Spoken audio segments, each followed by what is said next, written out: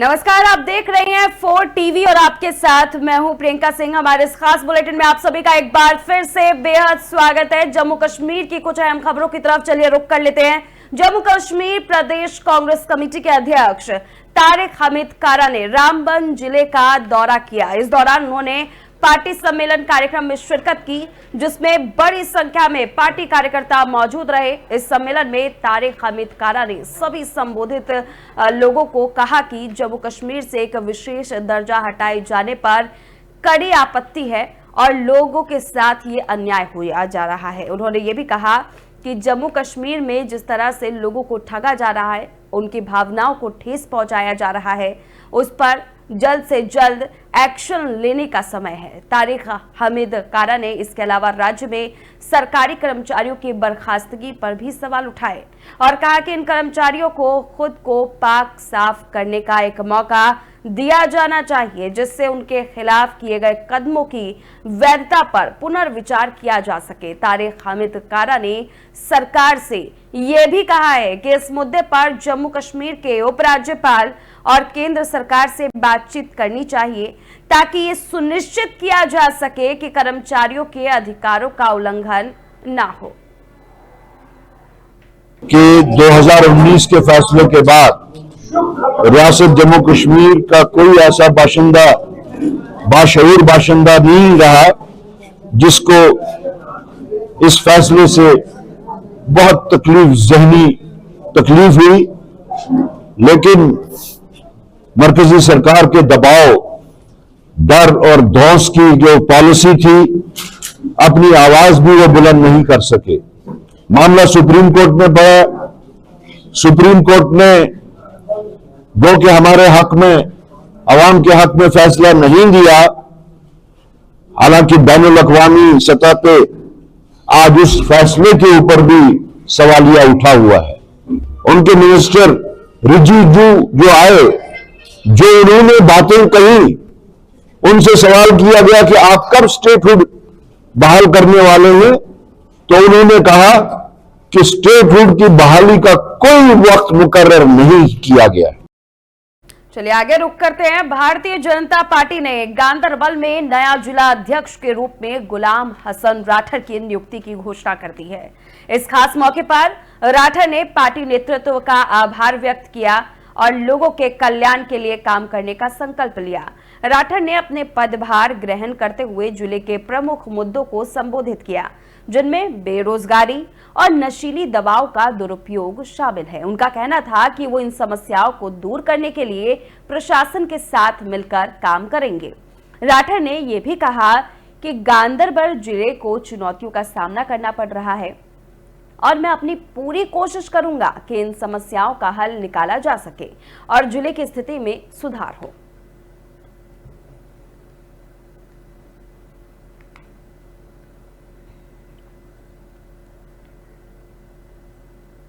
तो वहीं range police मुख्यालय राजौरी में डीपीएल राजौरी के कई खेल कार्यक्रमों का आयोजन किया गया, जिसका उद्घाटन राजौरी पुंछ रेंज डीआईजी तेजिंदर सिंह ने किया। इस खास मौके पर डीआईजी तेजिंदर सिंह ने युवाओं को प्रोत्साहित किया। आपको बताते हुए चले कि इस पूरे मामले को देखते हुए उन्होंने कहा कि खेल न केवल शारीरिक स्वास्थ्य को बढ़ावा देते हैं, बल्कि ये युवाओं को मानसिक रूप से भी मजबूत बनाता है। इस खेल कार्यक्रम का उद्देश्य युवाओं को खेलों की ओर प्रेरित करना है, ताकि वे अपनी ऊर्जा को सकारात्मक दिशा में लगाएं और समाज में अनुशासन और सामूहिक भावना का विकास करें। आपको बता दें कि इस मौके पर एसएसपी राजौरी गौरव भी मौजूद रहे।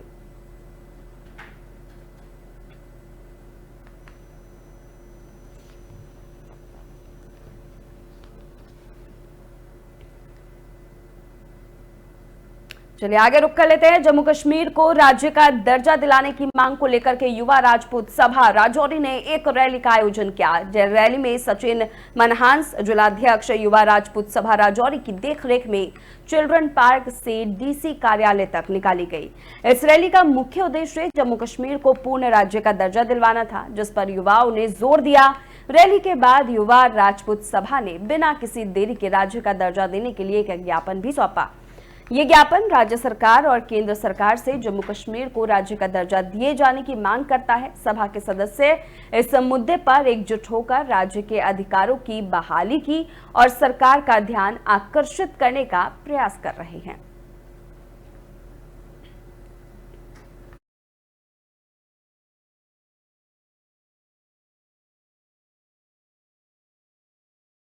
तो वहीं शिक्षा विभाग की ओर से पुलवामा के विशेष रूप से सक्षम बच्चों के लिए एक दिवसीय भ्रमण का आयोजन किया गया, जिसका उद्देश्य बच्चों को नए अनुभव और शिक्षा का मौका देना था। समग्र शिक्षा योजना के तहत यह कार्यक्रम आयोजित किया गया, जिसमें अतिरिक्त डीसी पुलवामा ने इन बच्चों को डीसी कार्यालय पुलवामा से हरी झंडी दिखा करके रवाना किया। इन विशेष बच्चों ने अनंतनाग के बिजबाहड़ा में स्थित प्रसिद्ध दारू शिकोह गार्डन और पादशाही बाग का दौरा किया। ये भ्रमण बच्चों के लिए एक प्रेरणादायक अनुभव साबित हुआ, जिससे न केवल प्राकृतिक सौंदर्य को देखने का अवसर उन बच्चों को मिलेगा, बल्कि ऐसे कार्यक्रमों से उनके अभिभावकों को भी प्रोत्साहन मिल रहा है।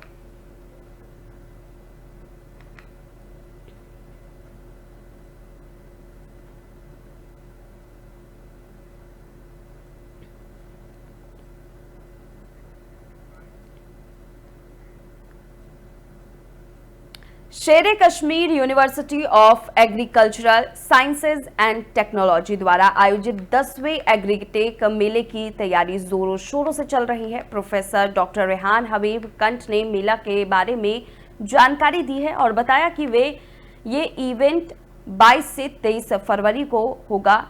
आपको बताते हुए चले SKUST कश्मीर शालीमार परिसर में आयोजित ये किया जाएगा। इस मेले को उद्देश्य जो है वो भी बताया गया है।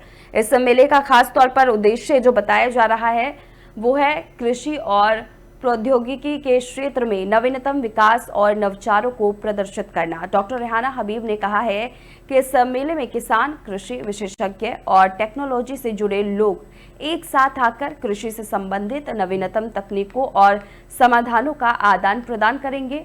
हम इस मेले को एक महत्वपूर्ण प्लेटफॉर्म के रूप में देख रहे हैं, जहां कृषि क्षेत्र के विकास के लिए नई दिशा मिल सकेगी।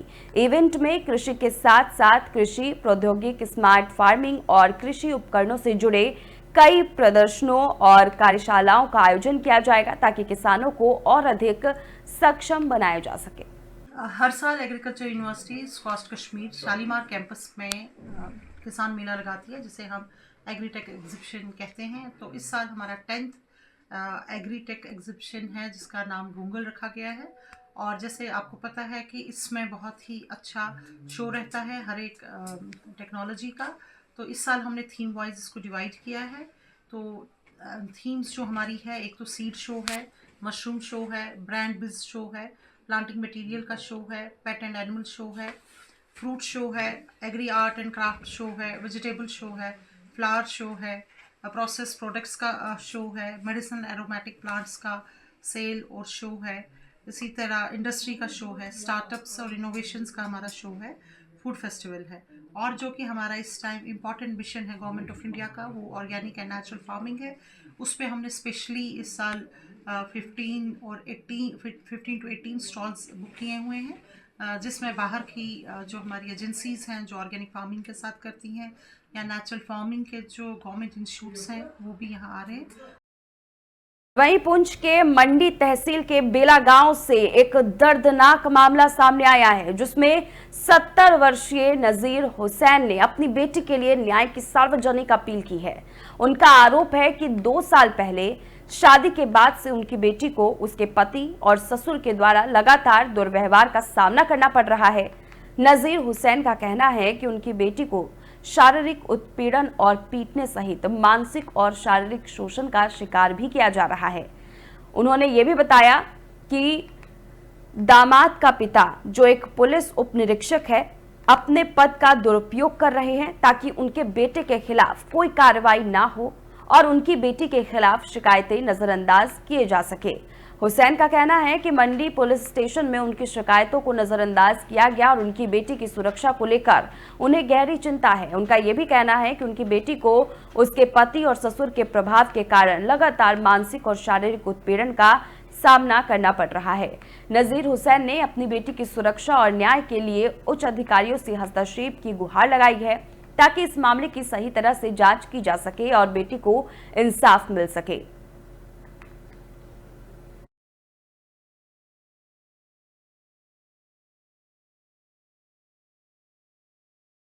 चलिए आगे रुक करते हैं बांदीपोरा की तरफ, जहां के पाजलपोरा गांव में मंगलवार सुबह एक भीषण आग ने गौशाला को अपनी चपेट में ले लिया। इस भीषण आग की चपेट में कई पशु आ गए, जिससे उनकी मौके पर ही मौत हो गई। इस घटना ने न केवल जानवरों की जिंदगी को नुकसान पहुंचाया है, बल्कि स्थानीय निवासियों की भी मुश्किलें खड़ी कर दी है। हालांकि बताया जा रहा है कि स्थानीय लोगों ने इस आग को बुझाने के लिए काफी कोशिश की, बावजूद उसके वो आग पर काबू ना पा सके। स्थानीय लोगों का कहना है कि उन्होंने आग पर काबू पाने के हर संभव प्रयास किए, लेकिन आग पर समय से काबू नहीं पाया गया, जिससे कि वो तेजी से फैल गया और गौशाला और आसपास के जो घर हैं वो इसकी चपेट में आ गए। मिली जानकारी के मुताबिक घटना के तुरंत बाद दमकल विभाग की गाड़ियां मौके पर पहुंची और आग बुझाने में जुट गई।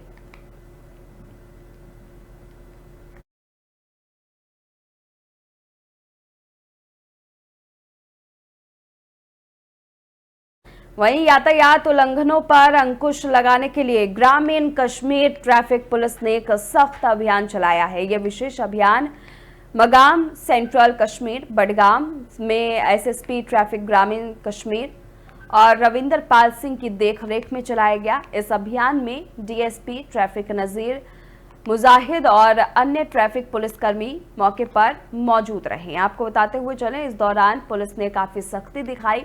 कई लोगों को उन्होंने इस पूरे मामले को लेकर के संकेत दिए, उन्हें जागरूक भी किया, तो उनके चालान भी काटे। ट्रिपल राइडिंग के मामले में भी कार्रवाई की गई। पुलिस ने मौके पर ही कई अपराधियों पर जुर्माना भी लगाया। एसएसपी रविंदर पाल सिंह ने वाहन चालकों से अपील की है कि वे हेलमेट और सीट बेल्ट का विवेकपूर्ण तरीके से उपयोग करें और यातायात के नियमों का पालन करें। उन्होंने कहा है कि जो लोग नियमों का उल्लंघन करेंगे उनके खिलाफ कड़ी कार्रवाई की जाएगी। आपको बता दें कि अभियान के दौरान बिना सुरक्षा गियर के गाड़ी चलाने वालों को भी भारी जुर्माना का सामना करना पड़ा और कई ड्राइवरों को तेज गति और लापरवाही से गाड़ी चलाने, ओवरलोडिंग और अत्यधिक ऊंचाई वाले वाहनों को चलाने के लिए दंडित भी किया गया।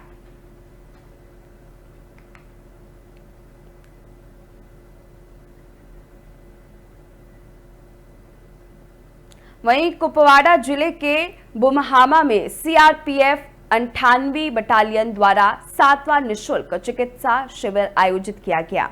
सीआरपीएफ की 98वीं बटालियन ने समाज के वंचित वर्ग की सेवा में लगातार प्रयास करते हुए कुपवाड़ा के बुमहामा गांव में अपना 7वां निःशुल्क चिकित्सा शिविर आयोजित किया। इस शिविर का उद्देश्य उन दूर दराज और आर्थिक रूप से कमजोर समुदायों का पहुंचना था, जिन लोगों तक ये स्वास्थ्य सेवाएं नहीं पहुंच पाती हैं, जिन्हें निजी क्लिनिकों तक पहुंचने में कठिनाई होती है। चिकित्सा शिविर में एक अनुभवी टीम ने स्थानीय निवासियों की स्वास्थ्य जांच की और आवश्यक दवाएं निःशुल्क वितरित की। सीआरपीएफ अधिकारी ने कहा कि हमारा उद्देश्य है कि हम वंचितों तक पहुंचे और उन्हें जरूरी स्वास्थ्य देखभाल प्रदान करें। इस शिविर के माध्यम से हम ये सुनिश्चित करते हैं कि जो लोग आर्थिक कारणों से चिकित्सा सहायता नहीं प्राप्त कर पाते हैं, उन्हें उचित देखभाल मिले। इस चिकित्सा शिविर में मददगार योजना के तहत भी सहायता प्रदान की गई, जो न सिर्फ तत्काल चिकित्सा सहायता बल्कि फॉलोअप सपोर्ट भी उपलब्ध कराती है। इस दौरान प्रयास को भी देखा जा रहा है, जिससे कि स्थानीय समुदाय के साथ सीआरपीएफ के विश्वास की ओर अधिक मजबूती रहेगी।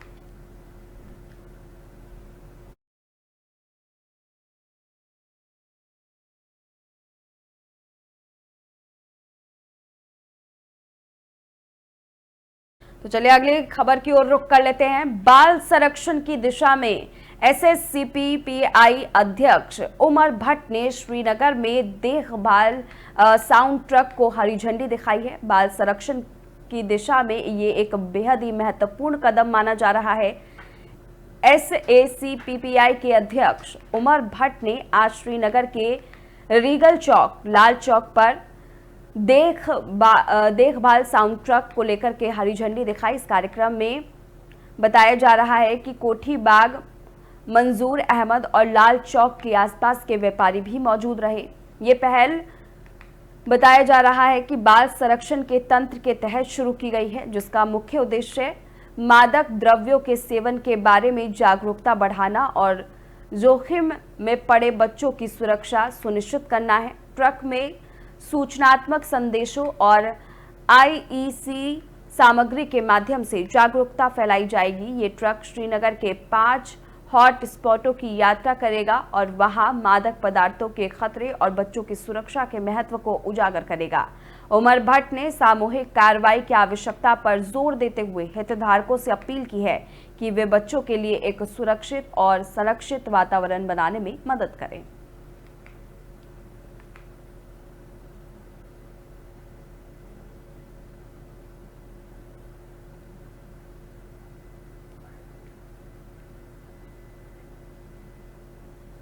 तो फिलहाल इस खास बुलेटिन में बस इतना ही। रुकेंगे एक छोटे से ब्रेक के लिए। ब्रेक के उस पार खबरों का सिलसिला जारी है।